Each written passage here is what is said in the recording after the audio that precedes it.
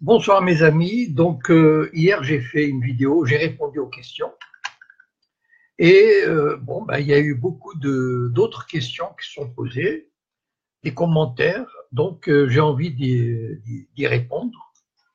Parce qu'il y a pas mal de questions intéressantes. Voilà. Donc il y a des gens qui se joignent. Je pouvais pas donner d'heure évidemment parce que c'est délicat. Donc Nathalie, elle est la première. Bonsoir. Donc bonsoir à ceux qui arrivent. Donc, je réponds aux questions qui m'ont été posées hier. Alors, la première, elle est de Chacha Halili. Avant 1948, le peuple hébreu vivait en paix avec les Arabes. Bon. Il y a un Algérien, un ami algérien, qui s'appelle Jazairi. J'ai oublié son prénom. Il m'a posé un peu la même question sur les Juifs d'Algérie. Donc, vous savez, je ne sais pas si... Moi, j'ai toujours dit que si on compare les 14 siècles de l'islam, où il y avait une minorité juive dans tous les pays d'islam, avec l'équivalent dans les pays chrétiens, les juifs ont vécu 1000 fois mieux, ont été 1000 fois moins persécutés en pays d'islam que dans les pays chrétiens. Les pays chrétiens, souvent, ils étaient même interdits d'y résider. Ils étaient persécutés, pourchassés, étaient obligés de changer leur religion, etc. Alors que, en pays d'islam, certes, il y avait un statut de dhimmi, donc de citoyens, mettons, avec un statut de protégé inférieur, mais dans l'ensemble, ils ont bien vécu, ils sont développés sur le plan de l'artisanat, du commerce, de la religion, etc. Il y a eu des philosophes, il y a eu des médecins, il y a eu des poètes. Donc, ils vivaient plutôt bien. Voilà. Malheureusement, le sionisme a mis un terme à cette symbiose, à cette vie. Comment? En 48, il n'y avait que 600 000 juifs en Palestine, au moment de l'indépendance. Et donc, vous savez que les Juifs européens, tous les Juifs européens, n'avaient aucune envie d'aller en Israël. Mettez-vous ça en tête. Il y avait des millions qui vivaient aux États-Unis, en France, en Angleterre, où personne ne voulait y aller. Le sionisme était une espèce de, comment dire, de lubie. C'est comme ça que les Juifs considéraient, enfin les Juifs de la diaspora, ça veut dire qu'ils vivaient en dehors de la Palestine, n'y allaient que ceux qui étaient persécutés, les rescapés de la Shoah, et quelques illuminés qui ont lancé le mouvement des kibbutzim. Et donc, bon, le nouvel État israélien n'avait aucune chance d'attirer des Juifs européens. Et il a lorgné, à ce moment-là, il s'est dit, il y a des Juifs dans les pays arabes, on va aller les chercher. Donc, ils sont allés par exemple au Yémen, ils ont envoyé des avions, ils ont ramassé les Juifs yéménites comme des, comment dire, comme des pommes de terre, comme de la marchandise. Ces pauvres malheureux ne savaient même pas ce qui leur arrivait, ils n'avaient aucune notion, ils vivaient comme au Moyen-Âge, enfin même au-delà du Moyen-Âge, c'est-à-dire ils n'avaient ni papier d'identité, complètement coupés de la réalité historique, sociologique, etc. Ils les ont mis dans des avions et ils les ont emmenés. Bon.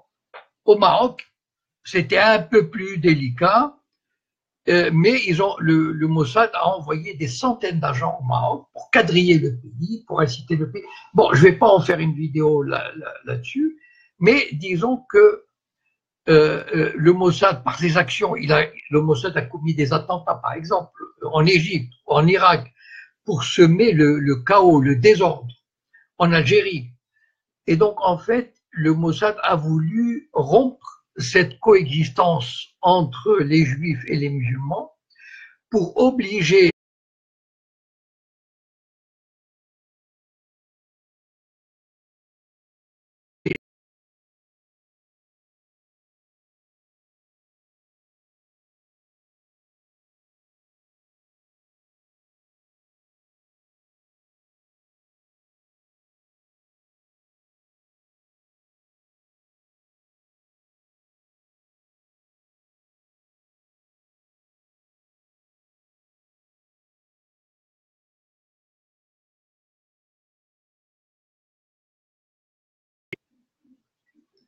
Ah voilà, Karim Bouddha me pose une très bonne question.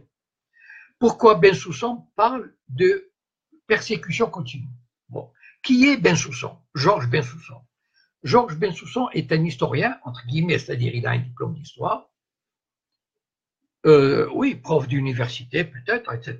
C'est un juif marocain, d'abord sioniste, membre du CRIF, responsable du musée d'Achoa. Donc vous voyez un peu le genre de personnage. Georges Bensoussan, il a envie de réécrire l'histoire, vous entendez bien ce que je veux dire, pour donner une autre image de la situation des Juifs du Maroc et des pays arabes. C'est-à-dire, il a inventé des persécutions au Maroc, disant, en fait, Israël veut arriver, grâce à Bensoussan, entre autres, à faire le parallèle entre les réfugiés palestiniens chassés par les sionistes et les Juifs qui sont partis du Maroc. Écoutez, j'ai vécu au Maroc, mes parents sont partis, mes oncles, mes tantes, ils sont partis le plus normalement du monde. Ils ont emmené ils ont vendu ce qu'ils avaient, les biens qu'ils avaient, s'ils avaient une maison, ils l'ont vendue. Ils ont tout emmené, les meubles, dans des containers. Ils sont partis volontairement, ils n'ont jamais été chassés. Bensoussan fait de la propagande, il travaille, il est au service du sionisme, il est au service d'Israël, et c'est pour cette raison qu'il réécrit l'histoire des Juifs du Maroc. Donc c'est un menteur, c'est un connard de menteur, voilà. Alors, Abdelrahman Bacha me pose la question suivante, elle est presque amusante, elle est pas mal. Peut-on être nationaliste tunisien et sioniste? Bon, bon, je ne sais pas, mais bon. Alors, si on est nationaliste tunisien, ça veut dire on est nationaliste arabe.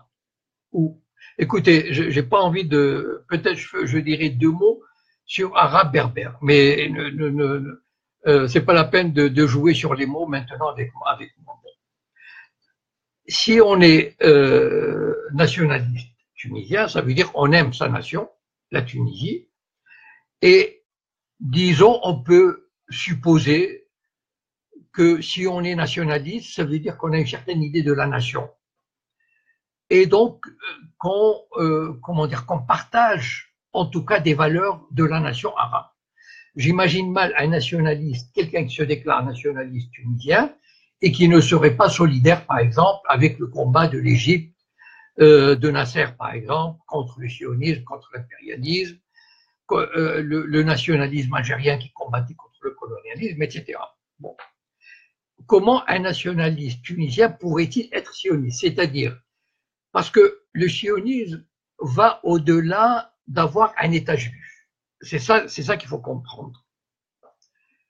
Vous savez, pendant des années, les sionistes ont vendu leur idée d'État juif en disant, écoutez, nous avons eu des problèmes tout le temps, on veut juste un petit État, un petit bout de terre, mais un tout petit, on s'en fiche de la superficie, juste un petit bout de terre où on peut être libre. Bon. Et en fait, c'est comme ça qu'ils ont vendu à l'opinion occidentale l'idée d'un État juif nécessaire. Sauf que le sionisme, c'est pas seulement d'avoir un petit État ou être libre et indépendant et faire vivre sans causer et sans avoir des problèmes. Pas du tout. Le sionisme est une idéologie de conquête, de domination, d'apartheid, de racisme et de guerre. Il ne peut pas faire autrement. J'ai déjà expliqué, je ne vais pas revenir là-dessus. Le sionisme est une idéologie de guerre, de domination et de violence. Donc, si on est nationaliste égyptien, comment on peut être sioniste? C'est-à-dire comment on peut donner crédit à cette idéologie qui opprime le monde arabe. Vous savez, j'avais fait une conférence à Rabat sur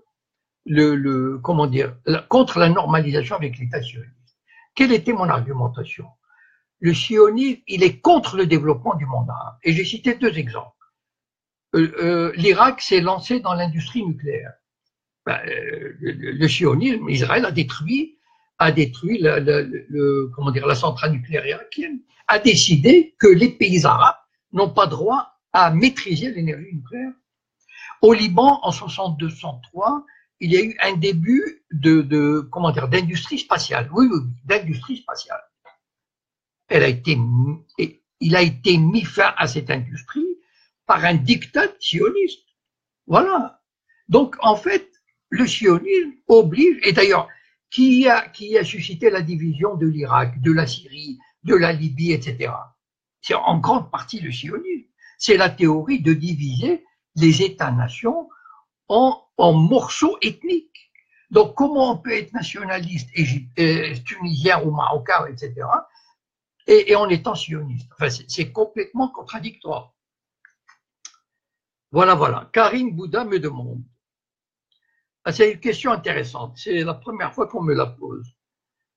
Le taux d'échec des Olim. Alors, les Olim, ce sont les Juifs qui montent en Israël. Parce que les sionistes ont créé ce distinguo qui est pas mal. C'est-à-dire, enfin, qui est pas mal. C'est-à-dire, il est malin. Les gens qui vont en Israël, on ne dit pas les gens qui émigrent vers Israël. Non, ils disent qu'ils montent parce que c'est positif. On va vers le sommet. Par contre, les gens qui quittent Israël, on dit les gens qui descendent. C'est-à-dire qui quittent plus ou moins subrepticement le navire et qui démissionnent. Voilà. En fait, ce sont des lâches. Voilà. Et c'est dans la mentalité israélienne, quelqu'un qui est israélien et qui s'en va à l'étranger, il est considéré comme un lâche. Ce qui fait qu'il y a beaucoup de gens qui ont, du mal à partir parce que malgré les difficultés, etc., ils se disent bon, je vais être mal considéré, etc. Donc, il y a cette mauvaise réputation qui leur colle à la peau. Maintenant, il y a beaucoup de Juifs français qui sont partis récemment, ces dernières années, mais qui n'ont pas trouvé leur bonheur. Enfin, moi, j'en connais, par exemple, quelques-uns. Et il y a, en fait, on connaît toujours le chiffre exact de ceux qui y vont, mais on ne connaît rien des gens qui partent. Voilà. C'est-à-dire qu'en fait, Israël fait la rétention d'informations. C'est vrai que c'est un pays très difficile. C'est un pays violent, d'une violence inouïe dans les rapports sociaux, très cher. C'est-à-dire, en fait, quelqu'un qui a juste un salaire, il ne peut pas s'en sortir. Là, une bureaucratie terrible. Il faut beaucoup de, pas de bakchich, mais disons de relations pour avoir une place dans un hôpital, etc. Sinon, les gens préfèrent aller dans le privé parce qu'ils sont mieux soignés. Bref, c'est un pays vraiment d'une grande violence. Et donc, les gens les gens qui viennent de France, d'Angleterre, etc., ne s'y retrouvent pas. Et donc, comme ils ont gardé la nationalité, ils repartent. Mais il n'y a jamais de statistiques là-dessus. Parce que, bon, évidemment, c'est tabou. En général, les gens qui vont en Israël, ils sont fêtés quand ils arrivent.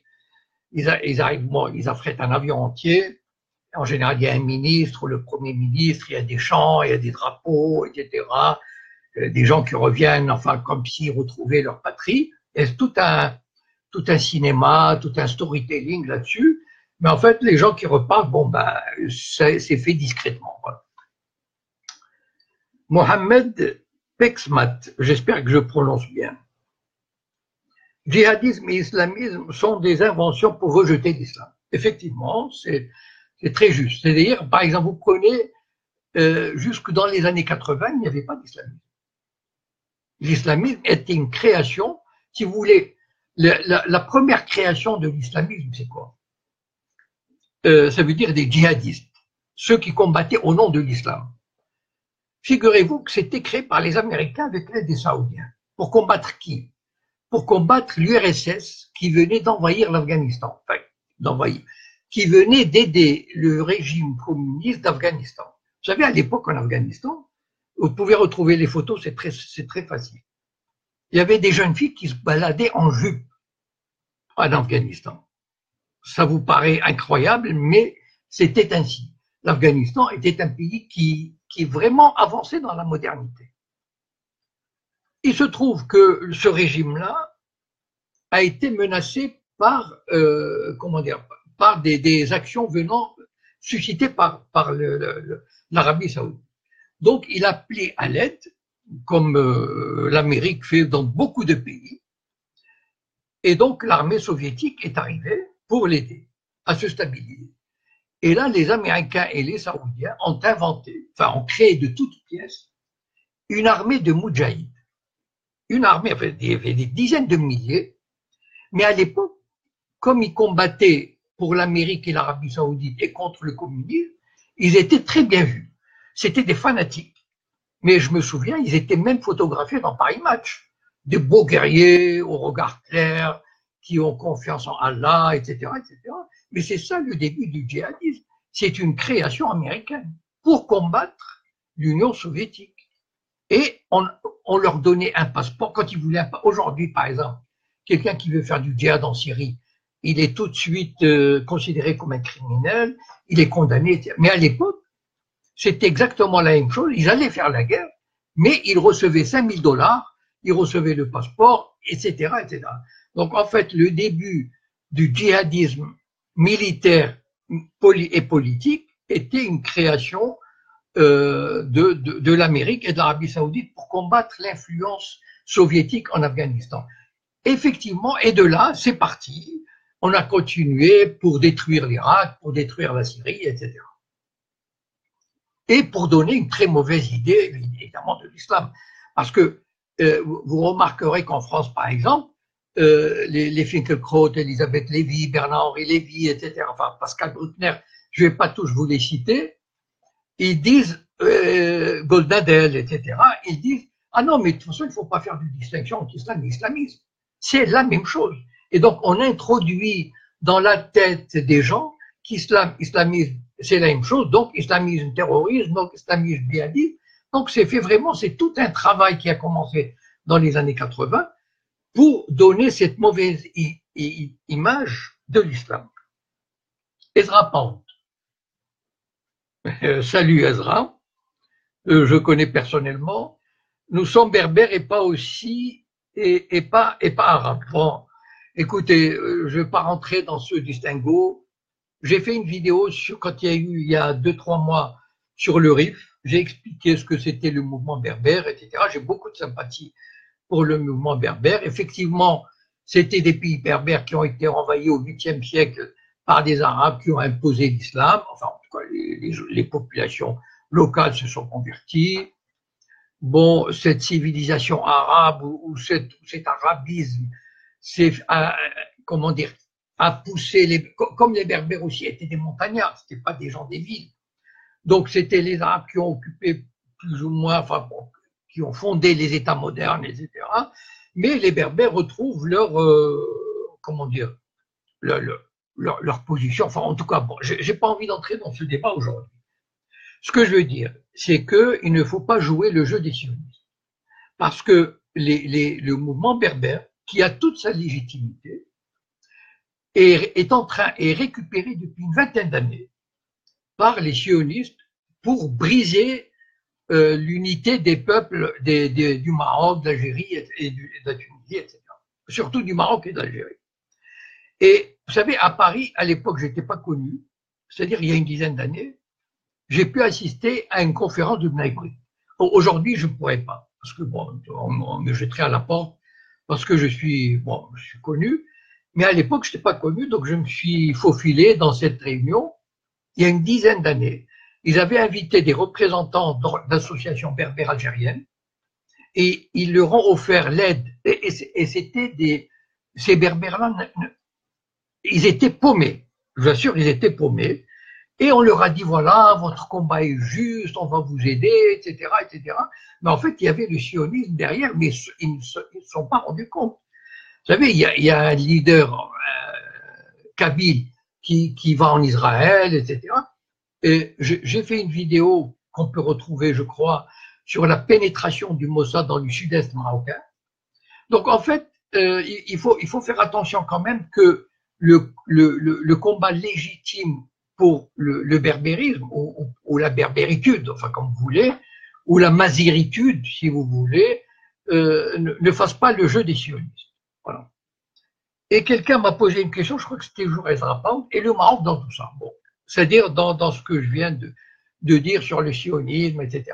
Malheureusement, enfin, j'ai déjà expliqué que le Maroc a toujours voulu empêcher les Juifs de partir en Israël.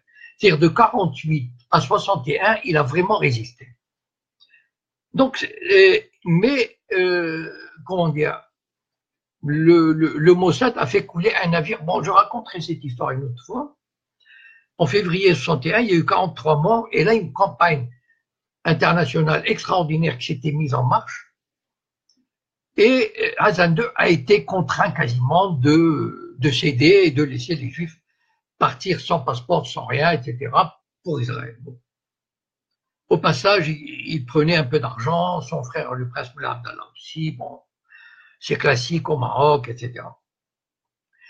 Et depuis cette date, le Maroc est devenu l'allié quasiment incontournable d'Israël et du Mossad. Voilà, bon, il faut le dire, franchement, il n'y a pas, voilà, bon, c'est comme ça, probablement parce que le Maroc avait besoin de l'appui diplomatique de la France et de l'Amérique, et surtout avec l'affaire du Sahara occidental.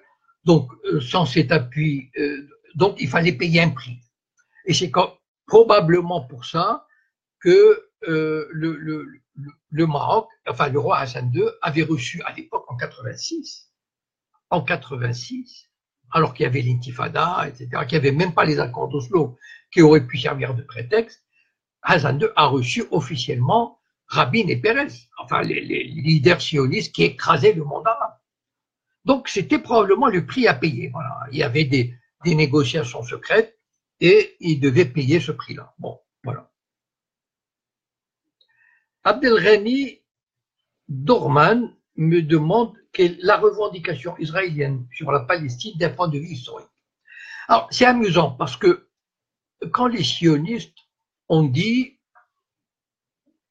vous savez, je vous conseille de regarder des vidéos de Shlomo Sand. Il explique très bien, comment dire, l'invention du peuple juif et l'invention et la création du nationalisme sioniste. Bon, donc, je ne vais pas vous faire une leçon là-dessus. Et en fait, au départ, vous savez, les sionistes, les premiers, ceux de la fin du 19e siècle, étaient totalement athées.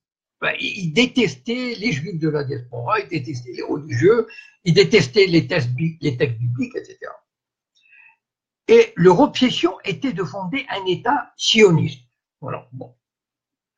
Et donc, à l'époque, la Palestine était une des possibilités. À un moment donné, on se disait, bah, peut-être en Ouganda, pourquoi pas, ou bien au Birobidjan, à l'époque où il y avait un territoire que l'Union soviétique offrait. Et donc, finalement, c'est seulement dans le congrès sioniste de Bâle de 1898, quelque chose comme ça, ou en 2004, enfin, ou en 1902 ou 4, enfin, que le congrès sioniste mondial a dit ça sera la Palestine. Voilà. Donc en fait, la revendication historique n'était pas très sûre. Vous savez que Ben Gurion, il était convaincu, ça c'est Shlomo Sand qui le raconte, c'est extraordinaire, il était convaincu au début que les Palestiniens étaient des Juifs de l'époque de l'époque de 2000 ans. Et il avait même cherché à les gagner à la cause sioniste. C'est dire, enfin bon.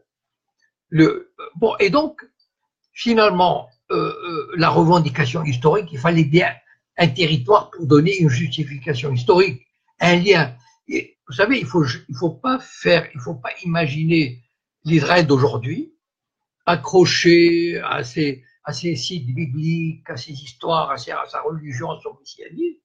Mais il y a 100 ans, c'était pas du tout comme ça. Mais pas du tout. Ça, c'est le développement, l'évolution messianique, mystique, religieuse et extrémiste a commencé à peu près depuis 1967. Voilà. Mais avant, c'était vraiment des athées qui n'avaient qu'un lien infime avec l'histoire, et la Palestine a servi, comment dire, de prétexte pour donner corps à leur idée. Mais ils seraient bien contentés d'aller en Ouganda, par exemple. Alors, Karim Amroun me demande, les dirigeants arabes n'ont pas le choix, obéir ou être remplacés. C'est juste, c'est très juste. Sauf que, pourquoi croyez-vous que l'impérialisme français et américain, ou anglais, a toujours privilégié le maintien de dictateurs à la tête des pays arabes. Vous aurez remarqué que tous les pays arabes ont vécu sous des dictatures diverses et variées. Il y a eu deux cas où il y a avec Morsi en Égypte et les élections en Tunisie qui ont donné, je ne sais plus le nom, qui ont donné un gouvernement légitime et démocratique après des élections libres et honnêtes. C'était la seule fois sur les 21 pays de la Ligue arabe que ça arrivait. Et vous savez ce qui est arrivé à ces deux régimes. Ils ont été balayés. Morsi a été balayé. Le régime tunisien, on lui a mis des bâtons dans les roues, les femmes, machin, etc., pour le mettre en difficulté. Bien. Pourquoi? Parce que l'empire américano-sioniste, la France, l'Angleterre et les États-Unis, en gros, ceux qui ont le plus d'influence sur les pays arabes. Un dictateur, on le tient facilement.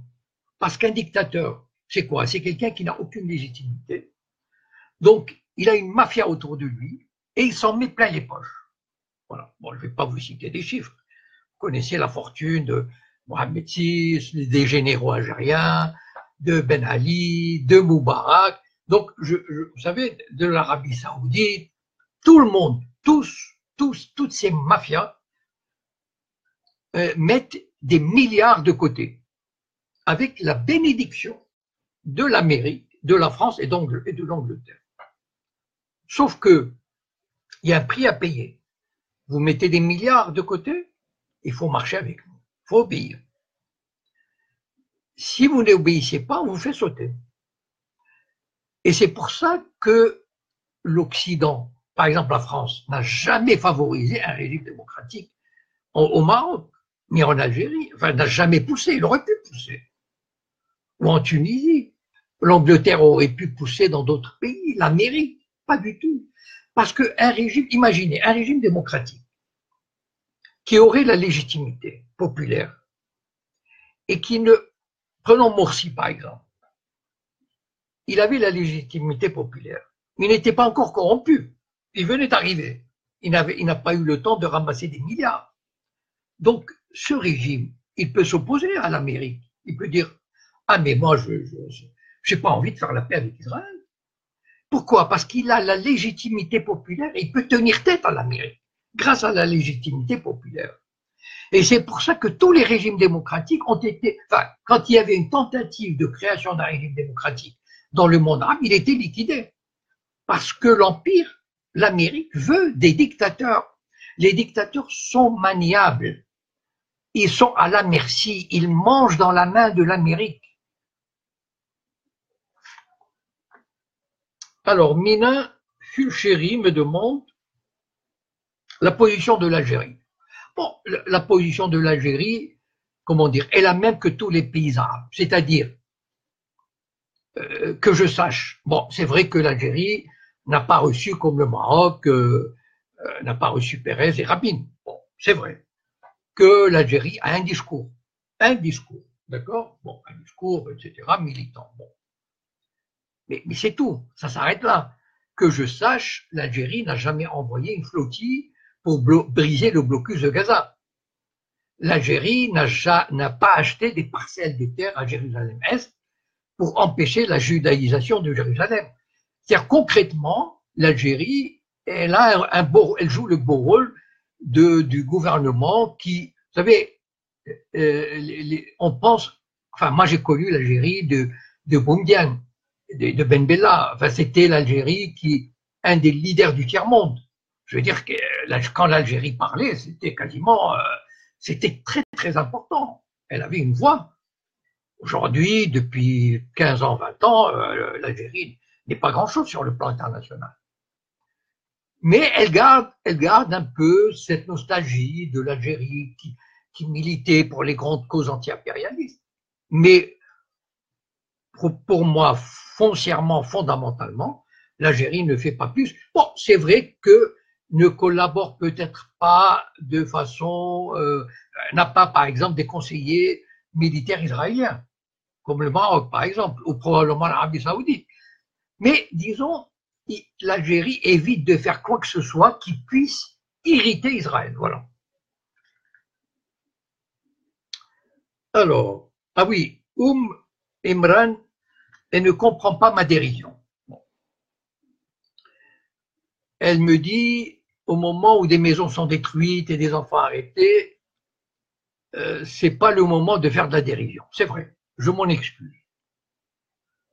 Mais vous savez, moi, ça fait, je sais pas, 40 ans, 50 ans que je suis cette affaire de la Palestine. Et, comment dire, il arrive un moment où quand je vois, parce que la situation des Palestiniens me serre le cœur, mais quand les bulldozers israéliens rentrent en Cisjordanie pour détruire une maison, d'accord? Ces bulldozers sont protégés par qui? Par les forces de sécurité palestiniennes. Ils sont pas là, devant, mais ils sont à 100 mètres, à 200 mètres. Ils ont déjà, vous savez que les forces de sécurité palestiniennes, leurs chefs, les officiers supérieurs, ils sont formés aux États-Unis par la CIA et le Mossad. Donc, ils sont là pour protéger les colonies, pour protéger les routes construites en Cisjordanie, occupées sur des terres palestiniennes et réservées aux Juifs. Ils sont là pour arrêter les militants du Hamas et du djihad islamique et du FPLP. Donc, moi, ma dérision, si vous voulez, c'est quand je vois cette collaboration, cette soumission de la nomenclature palestinienne, à un moment donné, je me dis, enfin, j'ai du mal à, c'est pas de mal à m'attrister. Bien sûr, je m'attriste, mais je ne peux pas, enfin, je veux dire, je sais à quel point, depuis 30 ans, la nomenclature palestinienne se soumet au sionisme. Alors, ras-le-bol, voilà, c'est-à-dire, je ne peux pas chaque fois pleurer sur chaque maison qui est détruite en me disant « Oh là là, ces pauvres Palestiniens, etc. » Bien sûr, je le dis, mais je ne peux pas m'empêcher d'avoir une forme de dérision pour tous ces responsables palestiniens qui font semblant, qui bombent le torse et qui disent nous n'accepterons aucune paix sans le retour aux lignes de juin 67 et Jérusalem pour capitale. Mais ce sont des grandes gueules, ce sont des larbins du sionisme. Voilà moi ce qui me révolte. Voilà. Et je suis désolé si je fais preuve de dérision, mais vous savez, c'est pas que ça me touche pas, mais ça me touche encore plus parce que je sais que s'il n'y avait pas cette collaboration, on n'en serait pas là. Voilà. Alors, Reg Broad, j'espère que je prononce bien, me demande les banques islamiques. Bon. Ben, les banques islamiques, en fait, sa question c'était, je vais vous la définir parce que j'ai pas tout noté. Les banques islamiques, bon, c'est, enfin, pourquoi pas, enfin, je veux dire, après tout, enfin, je suis pas assez qualifié, peut-être qu'un spécialiste comme, enfin, je sais pas, Tariq Ramadan ou d'autres pourraient, en fonction de la charia, etc., expliquer ce que c'est, et si vraiment, parce que une banque, elle peut pas exister sans faire d'intérêt. Ben, je veux dire, voilà, quel est comment dire, la fonction de la banque? C'est que elle prend de l'argent en dépôt, elle donne un petit intérêt, et quand un industriel, etc., veut emprunter, ben, elle lui donne avec 2% de plus. Et c'est cette marge qui fait qu'elle peut fonctionner. Enfin, c'est le principe initial de base. Alors, moi, je ne sais pas, je veux dire, je ne suis pas vraiment spécialiste. Mais ce que je peux dire, c'est que, et dans la question, enfin, je me souviens de sa question, les banques islamiques doivent probablement s'insérer dans le système bancaire mondial. Elles ne peuvent pas faire autrement. Je veux dire, elles doivent avoir des liens. Il y a des chambres de compensation, le FMI, la Banque mondiale, etc. Et qui dirige tout ça, toutes ces institutions? Bon, je n'ai pas besoin de vous faire un dessin, non? Goldman Sachs, Rothschild, etc. Donc, bon, il y a une collaboration d'une façon ou d'une autre. Bon. Med Fartoum me dit un jour le monde tournera le dos à Israël. C'est vrai, c'est vu. Je suis tout à fait d'accord. Vous savez, et ce jour-là, je vous assure que, comment dire, aujourd'hui, ils le vénèrent et ils le craignent, mais peut-être qu'un jour, comment dire, il ne répondra pas plus aux besoins. Vous savez, les relations internationales sont des relations basées sur l'intérêt et le cynisme. Il y a pas, comment dire, il y a pas de pitié, enfin, pas de pitié pour les faibles. Donc, aujourd'hui, Israël joue un rôle très important, mais qui sait, enfin, je veux dire, vous savez, l'histoire ne s'arrête pas aujourd'hui. Enfin, vous savez, l'histoire avance en décennies, en siècles. Il n'est pas dit que Israël, moi personnellement, c'est ma conviction, qu'Israël étant un projet colonial qui ne peut pas faire la paix, qui doit continuer dans la violence et la domination, à un moment ou à un autre trouvera bien une fin, d'une façon ou d'une autre. Et donc, finalement, bien sûr, vous savez, aujourd'hui, on dit les Juifs sont, enfin, dominent le monde. Bon, c'est vrai, c'est-à-dire, ils imposent quasiment leur influence en France, en Angleterre, en Amérique, etc., etc. Mais ça n'a pas toujours été le cas. Et je vais vous raconter un truc. En 1938, Hitler, il y a eu une réunion des pays de la SDN, la Société des Nations, l'ancêtre de l'ONU. Il y a eu une réunion, je crois que c'était à Évian. Et donc, il y avait 33 ou 35 pays. Et Hitler leur a dit, prenez les Juifs d'Allemagne et d'Autriche, je n'en veux pas, prenez-les. C'était pas comme les migrants d'aujourd'hui, c'était des gens instruits. C'était des gens, il y avait des docteurs, des ingénieurs, il y avait, enfin, je veux dire, vraiment, des musiciens, des artistes, des trucs. Aucun pays n'en a voulu. Aucun, sauf le Costa Rica et Saint-Domingue. Aucun pays, l'Amérique, a dit, oh non, non, non, surtout pas. Vous savez ce qu'a dit l'Australie? L'Australie a dit, on n'a pas de problème de racisme, on va pas importer des Juifs pour avoir ce genre de problème. Donc, vous savez, les Juifs, dans les années 30, c'était un peu l'équivalent des musulmans d'aujourd'hui.